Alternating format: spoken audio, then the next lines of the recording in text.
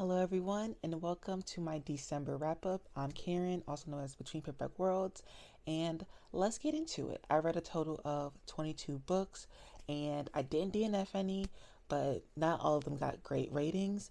So let's just talk about them. Let's make this quick so I can edit it and it can go up, and then let's keep on moving with the year. So let's get into it. The first book I read was Smoke Bitten, and this is by Patricia Briggs. This is book 11 in the series, and I gave this one 5 stars. This is a reread, and I don't re-rate my rereads unless the number goes up, the rating goes up. And this one went up. It was a 4, and now it's a 5. So I think that's really good. I can't tell you much about it because this is book 12 in the series, so a lot has happened. But just know that I love this series. Everybody knows that I love this series. I'm an urban fantasy girly. This is like one of my first and favorite urban fantasies. So I was gonna love it regardless. Next, I have Soul Taken, also by Patricia Briggs. This is also a reread, and it stayed a 4 star. I really enjoyed it. It just didn't have that oomph that gives it a 5 star, but I really enjoyed it. I love mundane parts in these books because it's so chaotic and things just keep on getting added to the story, and just more lore gets added and more creatures that you didn't know exist to get added. So because of that, sometimes it gets a little bit like, okay, another thing, okay. But for the most part, it was really, really good. I enjoyed it. Next, I read On the Corner of Hope and Maine by Beverly Jenkins. This is book number 10 in the Blessing series. It's a small town, building up a small town type of book. It gives off Stardew Valley vibes. It's just so good, and it's top tier.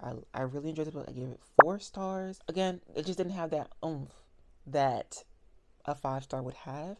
And a lot of these books get 5 stars because, in my opinion, they're just like completely like perfect. Like nothing was too bad, nothing was too good. It was just perfect. And this one was just a 4 star. Next, I read Mortal Skin by Lily Mayne. This is the same author who wrote the Monstrous series, which I read in 2023, I believe. And I loved it. And I gave a lot of those books 5 stars. And so I just needed to read something else by her. And this is what I decided to read. And book 1, I gave a 3.5 star. I enjoyed it, but it just, again, there was no oomph. I wish that there was a little bit more fleshing out, but I got that later on when I continued the series. So, but I enjoyed it. I had a good time. I wish like the romance part of it was a heavier portion of it because in her other series, romance was a heavier portion in it. So yeah. Next, I read A Christmas to Remember. This is by Beverly Jenkins. This is book 11 in the series. And I give this one 5 stars. I really enjoyed this one. This one follows one of the kids in the town, Preston, and learning more about his biological family. And I just really liked it. This is after following stuff that happened in a couple previous books that I didn't enjoy what she did with a certain character. And this is the aftermath, a little bit more of the aftermath of that. But that was back in like book 8 and 9. So there's still aftermath of things that are going on in this one, but I really enjoyed it. It was so good, so I give it 5 stars. Next, I read My Hero Academia Volume 34, and I gave this one 4 stars. It was super sad. They introduced a character just to take him out of it, and didn't like that part. I like half of the manga was a fight scene, so wasn't much going on. So it couldn't have really gotten a 5 star, but it was still really good. I enjoyed it. It just made me sad. Next, I read Archangel's Prophecy, and this is book 11 in the Guild Hunter series by Nilani Singh. And let me tell you, there's not many books that where Elena and Raphael, the main characters, and they don't get a 5 star. There's not many. So this one obviously got a 5 star. It was great. This one takes place after something crazy happens, and Elena needs to rebuild her strength and just so much about herself, and people are getting nervous because it's like, what is going on with her? I don't understand. It was so good. It was so intriguing. It got a 5 star. Next, I have For She Is Wrath. This is by Emily Varga, I believe, and this I give it 3 stars. For a book that's supposed to be about revenge, there wasn't much revenge, and it was quite boring. I love revenge stories, whether that's movies, TV, book, play, whatever. I love revenge stories because most of the time it's warranted. And I just felt like this didn't have much revenge in it. And I'm sick and tired of books like fantasies where you have the ability, because it's a fantasy, to just, none of it is real anyways. Do whatever you want. and you still do the whole, but this is not you, or they don't deserve this piece of you. I just hate that. Especially since, like, when the bad guy gets away just because they don't want you to go down a dark path. But the thing is, in this book especially, she was killing people left and right. But when it gets time for the big bad, she don't kill them. Ugh. Like, don't piss me off. 3 stars. Next, I have Archangel's War. This is book 12 in the Guild Hunter series. And I cried, I teared up, and I gave it a 5 star. It was really, really good. I'm hoping that what I cried at changes in the upcoming books that I haven't read yet. I'm hoping. It was just so sad and so beautiful.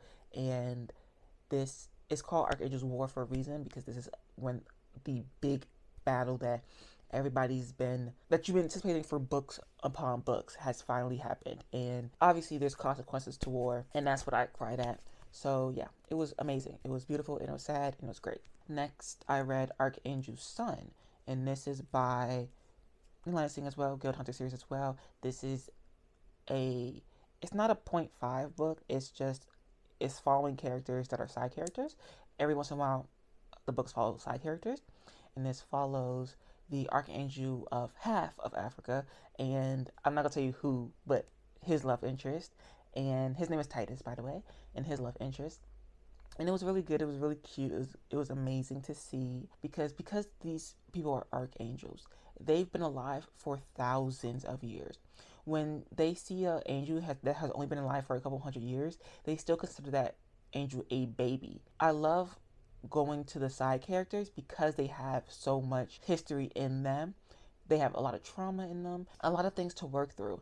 I even like it when, and sometimes in book, the archangel won't remember something, and it'll take them a couple weeks to remember something that someone has asked them, because it happened hundreds of years ago. It's not, I like that type of stuff. So this one has a lot of history in it because of the two characters and how old they are. I gave it a 4.5 if that wasn't clear enough. Next, I read Hush Hush. This is by Becca Fitzpatrick, and I'm doing a vlog reading all 4 books. It's going to be a spoilery vlog and all the things, so I'm not going to say much about it here, but just know it got a low rating. I gave it a 2.5 on Goodreads. I don't know if that will change or not, but a 2.5. I'm not going to say much about it. I annotated it, so that video will be long. So yeah, next I read Archangel's Light. This is book 14 in the Guild Hunter series, and for this to be an anticipated book, I can still give it a 4 star. It was still great, but this is an anticipated book from side characters that I wanted to know the most about and wanted to read the most from, and I was hoping I would get a lot more. I thought it would be a 5 star, but it was still a good book. It was still a 4 star, but I just thought it would be more, and it wasn't, but that's okay because it was still really good. Next, I read Every Time I Go on Vacation, Someone Dies, and I gave this a 4 to a 4.5, so I'm gonna give it a 4.5. I thought it was really good. I thought it was really fun. I liked the footnotes in it. I had a fun time. I love a not too serious mystery. I love a very serious mystery as well, but I don't read as many not too serious ones, and this was really, really good. I really enjoyed it. I do still think that the relationship that the main character and her sister have is a little bit toxic and a little bit off, but what can I do about that? There's 2 more books in the series. One hasn't come out yet, but there's one already out, so maybe that develops over time. I don't know, but I really enjoyed it. I love this is not a cozy mystery, I don't think, but this is not as high stakes mystery, Love it. Next, I have Forgotten Vows, and I gave this one a 4. This is book 2 in the Mortal Skin series that I was reading, and I gave it a 4 stars, so obviously it went up. I like this one a lot more. I love political fantasies. They are my favorite type of fantasies. So even if it's like magical and it has fae in it, or it's like a Will of the Many type of thing, I love political fantasies, and this one was a lot more politics driven. Still wasn't like crazy politics driven, but it was a lot more. It was a lot more going on. I really enjoyed it more. I was like on the edge of my seat a lot more in this book. So I still have one more book in the series to read. Haven't read it yet, so I'll probably read it in January. But yeah. Next, I have You Made a Fool of Death with Your Beauty by Akweki Mezi. I did not really enjoy this. I gave it 3 stars, and I feel like that's quite generous, to be honest. it would be more of like a 2.5, if anything. I just didn't enjoy it. I think she was a messy person, and that's okay for a main character in a book to be messy, but I felt like this book was meant to be like, after death comes beauty. You won't be stuck in the sorrow of death forever, but at the same time, I felt like none of that was executed well. So here's this. Next, I read Vampires of El Norte. Okay, my main problem with this book is that the main guy thinks that the main girl is dead, so he leaves that town forever. The main girl survives, and she thinks he left her for dead. Got it. I understand why she would be angry. Then he comes back, he reveals what happened. She doesn't believe him. All right, you've hated him for like 10 years. I get it. But then she finally realizes that he's telling the truth, and still hates the man. This book, I hated the main female character so much because she is from an affluent, rich, from a privileged background. He is not. Every time she disagreed with him or argued with him or did anything with him, she threw in his face how underprivileged, how much power she has over him, how much she could tell her dad to kick him out off the land, and he can't do anything about it. How poor he is, how this he is. It's supposed to be a mix between horror and colonization and romance, but it was not romantic because I felt like she was very not a nice person, and I felt like he had to even bring up like everybody who works for your father is scared of him, hates him. They can't own anything of their own because they don't make enough money, but your father is like a millionaire or whatever that would be back in this time. He's affluent, he's rich, he has so much money, and none of that goes to the workers who work for him. And she's like, what are you talking about?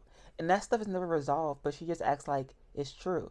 Like, her dad does some evil stuff, and it's just, but that's my dad. It's just, I don't get the point of it.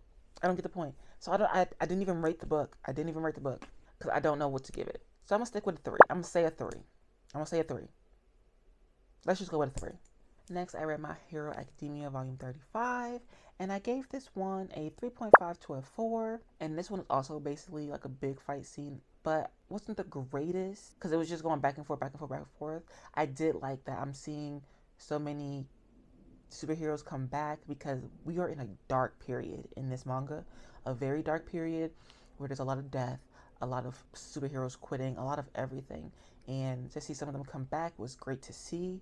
It's just, I wanted more Midoriya and less of the side characters, but I still enjoyed seeing the side characters and seeing how their battles are going. So, yeah. Next, I read Match My Nasty, Run It Back by AT Norfleet. I read book 1 months ago for a Southern Hearts and Signed Kisses video, and I gave it 5 stars. I think a lot more of you guys should read erotica instead of trying to read like a fae book that's fantasy book that has like 500 pages when all you want is smut. Just read a thing that's focused on smut. This is book 2 to that, and they're novellas, so they're short. I gave this one a 3.5 because this one was way darker than book 1. Book 1 is mainly about the smut and about a relationship, right? And it has like a background underlying plot that isn't like heavy forefront. Book 2 is heavy forefront, and it's dark, and it's very explicit, so trigger warnings for sexual assault. And I was just like, whoa, this is not what I came here for. This is not what I came here for. So I had to calm it down. Like, I was like, Miss Ma'am, what are you doing? What are you doing? Next, I read Trusting the Dark by Mel Dow. This is technically book 2 in her mega series, and this one is called Trusting the Dark. It is a little bit darker because it deals with topics, trigger warning for miscarriages and stillborns. So it takes place after, the other one, but I just want to tell you the trigger warnings beforehand. But Mel Dow still always brings light and levity to dark things because this was a very funny book because she knows how to balance them very well between sadness and grief and comedy, and she does that with all her books very well. So this got a 4-star. I really enjoyed it. It wasn't as good in my opinion as Mega, because Mega I think I gave 5 stars, but this was still really good. Next, I read Winter's Lost. This is book 14 and the final book that I need to catch up on and reread by Mercy Thompson. Not Mercy, by Patricia Briggs, the Mercy Thompson series. And I gave it 3 stars. The first time I read it, I didn't remember 80% of it. Went in one ear and out the other. The second time I read it, which is this reread, the first third of it, I was into it. After that, it went in one ear and out the other again. So I was like, let's just stick with a three. Let's just stick with a three. And I was just like, ugh. So I think that is my least favorite book. But there's a new one coming out in 2026. I'm very excited about it. I hope it's good. Next, I read Archangel's Resurrection. This is book 15. Am I right? I am correct. Book 15 in the Guild Hunter series by Nalana Singh. And I gave it a 3.5. Again, these are side characters, so I don't care as much. And the side characters she picked, I don't care about as much. And I don't like books with flashbacks. I don't like TV shows with flashbacks. I'm not a flashback girly like that. That's why it's taken me so long to get through Lost. I'm not a flashback girly. And it's like this book is broken up into 3 parts. Back when these angels were basically children, which was thousands of years ago. And then it takes place in like present, well, a little bit in the past, like present time, but like a couple books back. And then it takes place in like present time. And a couple books back in the present time were fine, but the before, that was like, it was like broken up to third. So a third of the book, I was like, I don't care. I don't care. And I don't like it. So 3.5. And the last book I read for 2025 was a 5-star book, was Kill the Queen. This was so great, so amazing. I had a great time reading it. It was very fast paced. I enjoyed it. I got through it so quickly. It was great. This is like peak fantasy in my opinion. And this is my area of peak fantasy, which is like that 2016 to 2018. And this came out in 2018. So it's a 3-book series. So I will be continuing with this series. It was so good. I love a fantasy story set on revenge. This is revenge done well, done right. This is also political fantasy. I would consider this new adult to adult, and it was just so good. I really enjoyed it. Top tier writing, top tier characters. It was really good. I really enjoyed it, and I hope I enjoyed books 2 and book 3 just as much as I enjoyed book 1, because it was really good, really good. I will be continuing the series. Okay, guys, that's all that I read for December. Yeah, I hope you guys enjoyed this video. I hope you guys take some recommendations from this. I hope you have an amazing 2026. I hope you have 5 stars, no DNFs, top tier, all-time fave books in your future. And I hope all that comes true today, tomorrow, next week, next month, next year. And I will see you in my next video. Have an amazing 2026. Be kind to yourself. And I'll see you in my next video. Bye.